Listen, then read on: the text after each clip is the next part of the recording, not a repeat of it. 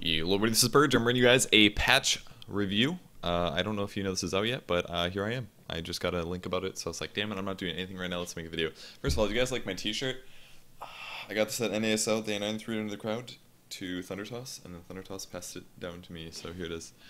Twitch TV t-shirt. Okay, so a couple things about the patch. Let me make this a little bigger first, so that everybody can read it nice and easy. This looks okay. Alright, not a huge patch, but there are differences and changes, so I figure I'll give you guys my opinion of these. Ancient Apparition, Chilling Touch mana cost rescaled from 140 to 110 to 140. This is very good because it's going to allow Ancient Apparition to actually skill his third skill early on. Keep in mind that this was recently buffed to apply magic damage towards creeps as well. And before anything else goes crazy, I'm going to set my Skype to D&D because I knew I was going to forget about that. So you can now get Chilling Touch early. Some people are advocating getting it early on. I think it's completely fine. I think the skill is really good. Maybe even leave Ice Vortex at one point. That way you still have the slow and a decent amount of magic bonus, but without actually really hurting. You still have the skill, but you can also put points into Chilling Touch, which is the idea. One reason I kind of like it. Batrider can no longer attack while using Flaming Last, so this is a nerf to the hero. That means that outside of... You can basically only do damage yourself, other than Flame Break with Firefly, with the fire damage. So it's a slight nerf to Batrider, makes him worse in a 1 versus 1 situation. I think that's the main issue in a 1v1 situation in early game. He's not as good at level 6, basically, but if he's solo. I mean, the disable's still going to be there for the whole game, but in the early game laning stage, when you have 5 stacks on a guy, it's not like you can chase him that long in a mid 1v1 role, so this is going to be a slight nerf to his mid lane 1v1. Bounty Hunter track no longer reduces armor. This is good because Bounty Hunter is 2 OP at the moment. It's a very, very slight nerf to the hero, but it's probably for the best because the gold that you get from it is amazing anyways. So Centaur movement speed decreased by 5. Double Edge no longer interrupts channeling. It apparently had a mini stun before. I didn't know that. I really like this change though. Stampede now applies a 100% slow instead of a stun. As always, units cannot be slowed below 100 movement speed. I didn't know that either. Regardless, the cool thing about this is this means that it's easier to escape Stampede using any ability that gets you out. For example, like Leap or a Blink, something like that. You'll get hit by a Stampede for the damage. You'll take a slow, a massive slow. But you're not going to be completely prevented as soon as it hits. More importantly, where I think this is important is, for example, if somebody on your map is, for example, like, let's say some guy gets Chronosphered and Void's hitting the guy, and then Centaur uses Stampede, all of a sudden the guy that's Chronosphered can Stampede the Void and mini-stun him. It's kind of stupid that was there. No complaints at all to Ice Frog, obviously, but it was kind of like an unintentional lame thing that existed with Stampede, and Centaur is still too good anyways, and I wouldn't say he's too good for any reason other than that the statistics just show that his win rate's ridiculous, like 65%, which is way too high. No hero's win rate should be that high. And the only other outliers, Centaur, Drow Ranger, as well as Jakiro. So you can expect nerfs on them below. Clockwork's agility growth has increased from 1.2 to 2.3. This is a decently big deal. It's going to give him attack speed. His attack speed is generally pretty bad, or at least it was in the past. As you can see, 1.2 agility growth is terrible, terrible stat gain. Gives him attack speed and also gives him armor. So that means every 7 levels he gets 1 more armor than he would have had previous, approximately. I guess it's technically a little less than that because you get 1.1 per level. But regardless, this is going to make him more tanky in the late game. Good thing. Late game situation, 2 to 3 more armor, which counts for about 10 to 15% extra HP versus physical damage, which is a good thing.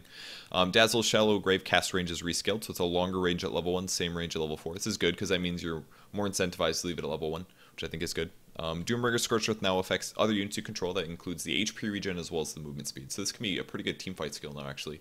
And help him actually gank and contribute more to any lane or early game, other than just dooming a guy and maybe doing a level death. Doom also has too much armor now. He got +1.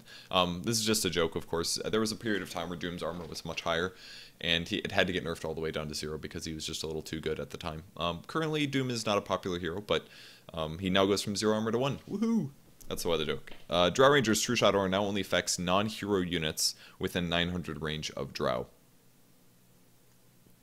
So that means non-hero units within 900 range. So only creeps, only creeps are affected within 900 range. Heroes, global, creeps within 900 range. This is a good thing because one of the reasons it was hypothesized that Drow Ranger's win ratio is so high is because late game, she wouldn't give the way her aura used to work was it would give a percentage-based boost to range creeps. I didn't talk about this in the last pitch patch video, by the way, because I didn't understand it at the time, so sorry about that mistake.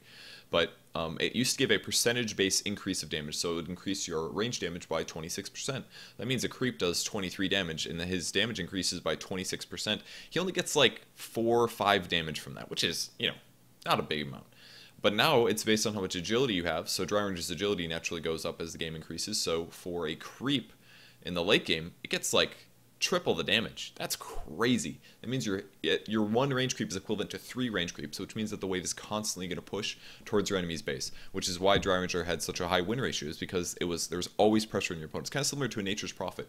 Just pops an ulti, always pressures your base, which means the less likely to push, more likely to lose Raxes if you leave your base, stuff like that. So very, very good and needed nerf to Dry Ranger. I didn't realize that existed before, so sorry about that mistake.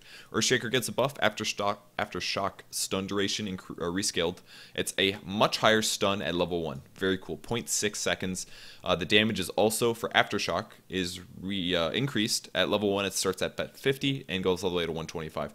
This means Earthshaker is much better at the arguably 3 and 4 level. Once you get Enchant Totem, you can actually stun for a pretty decent duration. Before, previously, it wasn't really worth it to do it because it was a 0.3 stun. You're kind of wasting as much animation, more animation probably, casting Enchant Totem than you were stunning them. But now at a 0.6 second stun, that's actually feasible, and Earthshaker is completely unplayed as the support hero right now, so it's cool to see him get a buff. The enchant cooldown, totem cooldown has also been decreased. I believe this also happened last patch, so enchant totem much better than it used to be. And keep in mind, this is a 5-second cooldown for enchant totem, 1.5 stun duration. That's a lot of stun uptime for the hero. That's pretty cool. Very, very low cooldown, high duration stun. Better than a lot of heroes like Lina. So Lina's like, I mean, that's AoE and range and all that good stuff, but still. Definitely an important buff. Enchantress's untouchable attack speed reduction is increased from 20 to 80, from now to 20 to 110, so it's better late game. Most people don't grab that skill currently on Enchantress, they just focus on having lots of stats, but that's the reason why it's being buffed, because people argue that it's not good enough. But 110 attack speed reduction is pretty impressive. Jakiro getting the much needed nerf he needs. Ice Path damage is decreased from 100 to a scaling 25 to 100. This is really important because Jakiro's a little too good at level 2, because his Ice Path did about as much damage as Dual Breath did. So you basically had 200 nuke points worth of damage at level 2, which is impressively large, and 2 disabled. So he did need this nerf. Hopefully he'll get picked. Whoops. Hopefully he'll be picked a little less at the pro scene. That's what my hope is. Lycanthrope base int increased from 15 to 17, so he has an extra 46 mana at level 1. Good thing. He can cast more wolves this way. His Spirit Wolves armor has increased by 1 as well, so that's about 6% extra HP for physical, that is, for his wolves at the early game. So it'll help him jungle a little bit. So maybe he'll get buffed back to the point where he can jungle again. Who knows? Magnus. Skewer no longer affects magic immune units. Skewer cast range rescaled from 1200 to 600 to 1200. And reverse polarity duration is decreased from 2.5 seconds to 4 to 2.25 to 3.75. So Skewer no longer affects BKB targets. Reverse polarity has a slightly decreased stun duration at all levels, and that is the only changes. So interesting. Very good that Skewer no longer affects magic immune. It was a little too abusable, and also the Skewer range at level 1 was way too good, because you could just have 1 point into the skill and pull somebody from the mid lane all the way to the tower and take tower hits on it. It was way, way too good. Very safe in the long lanes as well. Medusa's Stone Gaze cooldown has decreased from 140 down to 60 at max level. I think this is probably going to be fine, going to make Medusa a little bit more usable as a hero. Mirana's Moonlight Shadow duration increased from 11 to 15 seconds. That's huge duration. That's her ulti, by the way. So that means she can make an entire team invisible for 15 seconds. Who needs smoke? And the mana cost is really low in that now. I think it's like 75, so maybe we'll see Mirana come back. Pretty cool, though. I think that's interesting. Morphling's cast animation time is decreased. This has been buffed back to where it was before. This means Waveform, Adaptive Strike, using Replicant, I believe, also includes that. All those the cast animations are back to where they were. So Morphling's win rate right now is really terrible. Necrolite Reaper side stun and delay increased from 1 to 1.5 seconds. This is back to its original stun duration. It used to be at 1.5 seconds. The difference was that it was eventually buffed so that you could still do damage during the stun duration, and the side damage would hit at the end and also add up to that. So for example, what would end up happening is if I did a death pulse and the skull is flying towards my enemy and they're at half HP, and I want a Reaper Scythe, but I don't want to Reaper Scythe until after the Death Pulse hits. The problem would be that you would chase the guy under tower, waiting for the Skull to finally catch up, and then you would ulti him. Now it doesn't matter. You just Skull, and you Reaper Scythe them, and you know by the time the Reaper Scythe goes through that the Skulls get hit. So this gives them an extra 0.5 seconds. At that time, though, when they made that change, he was a little worried it would be too overpowered, so you moved the stun from 1.5 seconds to 1 second. You could use it during BKBs to mini-stun people if you really needed to, but they made the stun worse. But now it's back up to where it was because people still aren't playing Necrolyte. So pretty soon here, Necrolyte's getting buffed enough where we will see him played. I just don't know how long it'll be. It might be a while still. Omniite Purification cast range rescaled up to 700 range. I didn't know that this scaled based on level, so probably for the best. I know that they've been catching a lot of stuff like this that doesn't seem super easy to understand, like cast ranges changing and ranges of things changing over levels, with other than obvious things like Sniper's Headshot or Take Aim, for example. Yeah, obviously it's based on increasing the range, but there were things like Queen of Pain, Scream of Pain would have like a slight AoE increase with level, something, just weird stuff like that that probably didn't need to be in the game. Phoenix has been shifted on some numbers. I haven't played him since Dota 1, so I don't know his remake, if it's effective or not. Max range decreased, base damage decreased for Sunray. Sunray ends if you're stunned or silenced. Sunray leg issues. Puck's Illusory Orb cooldown decreased from 13 to 12. Very, very slight buff to Puck. Pugna's Decrep cooldown is decreased as well. By 1 second at all levels, so Decrep slightly better. Shadow Poison cooldown decreased from 3 to 2.75, so very slight buff to Shadow Demon. That means you can stack poison faster, get to that big damage boost a little quicker. Slark's base agility is increased by 6, so this means more base damage, as well as better last hitting power. So this is pretty significant laning buff to Slark. 6 more damage, 6 more attack speed, approximately 1 more armor to the hero as well, so it'll be more survivable in lane. I think this is a good buff. I think Slark's pretty much a shit hero, so I think this agility buff is going to help a lot. Spectre Hunt no longer ends when you use Reality. This is actually backwards. It's going backwards. It used to be like this. You could ulti, Reality to an illusion, and still have your illusions be there. So people would save it for team fights, preferably, instead of going around the map, and it made it less obvious which one is the real one. So this is a good buff to Spectre, back to where he was, or where she was in the past, and the target illusion is still replaced by you. So Sven gonna get some nerfs. Great cleave damage decrease. This is the cleave overall. Very, very slight nerf to him. 5% Warcry duration decrease from 8 to 7. I think the Warcry nerf is 100% good. The cleave nerf, good as well. Sven's win ratio is actually pretty close to 50% on the pro scene, so you could argue that his nerfs aren't really needed, but as fun as it is to see a Sven just ulti and cleave an entire team, it's not good for lots of times. Maybe once or twice you're like, yeah, that's cool, but then when it keeps happening, you're like, that's kind of lame. And once again, win ratio is 50%, but very, very slight nerfs into the AoE as well as the Warcry are good, because I think those got overbuffed in the first place. But that's what it took for Sven to get played, and I don't blame him for doing it. Templar Assassin and Refraction mana cost increased from 75 to 100. I saw this change, and I was like, yes. I think this is very good, because I think Refraction is by far the most broken thing that TA works with. The spill damage from side blades is manageable by all players. It is skill based on both sides. Refraction, however, gives you so much bonus damage that it's nearly impossible to outlast hit TA unless you have a hero hard counter that can break the shields or drain her mana or somehow have more damage than TA, or just break even is what a lot of people try to do against a TA. You grab a Bat Rider versus her, or you grab a Queen of Pain who can just harass so well that TA has trouble last hitting. So I think this is a really good nerf to her. She's not going to be as mana independent in lane. If she still gets runes, she's still going to be fine with a bottle. She's going to need a bottle 100% now, I believe. People should be getting that already. But another way to shut her down now, just prevent her from getting rune control. If you control runes over her, she can only cast about 3 refractions, I believe, without needing external mana regen. So I think this is a nice nerf to TA. Rather than nerfing the damage, by the way, I'll talk about that really briefly. A solution that you might say is, well, why not just make the damage worse on refraction, because then it's not as overpowered to last hit again. Well, the problem is that would make her really bad late game then, because if you hurt her damage in the early game, that's going to last the entire rest of the game. But keep in mind that late game on a Templar Assassin, she's not going to have as many mana problems. So rather than reducing the damage early game, and for the rest of the game, you can just increase the mana cost. She's going to have more mana problems late game, but she doesn't really have that many as a hero, so I think this is a really, really good adjustment to the hero. We'll see how it plays out, but I think she's still going to be very highly picked, but at least she'll have to be a little bit more choicey with refraction usage. I think this is good. Terrorblade, movement speed increased by 5. He's not in Dota 2 yet, so if you guys don't watch Dota 2, or Dota 1, then don't worry about it. See how Treant Protector got changed. Damage increased by 10, leech seed cooldown decreased down to 12, down to 10 seconds at level 4. Overgrowth cooldown decreased from 80 to 70. Living armor damages instances increased by 6 to 7, and it can be cast through the minimap. So this means that you can cast this through the minimap on allies. The damage blocks go up to 7, which is a pretty big deal if you think about this in a team fight. If you're taking only hero damage and you can block, I don't know what the numbers are, I can't remember, it's like 60, 70, 80, something like that. Maybe it's like 40 to 70. Regardless, so let's say, for example, it's 70. 70 times 7, that's, 490 damage. That's a huge amount of damage. If you think about the gold that it would be purchased to put that much tank on somebody, it's about a Reaver. That's a lot of survivability in a team fight. And 80 damage is about the mid game of Dota.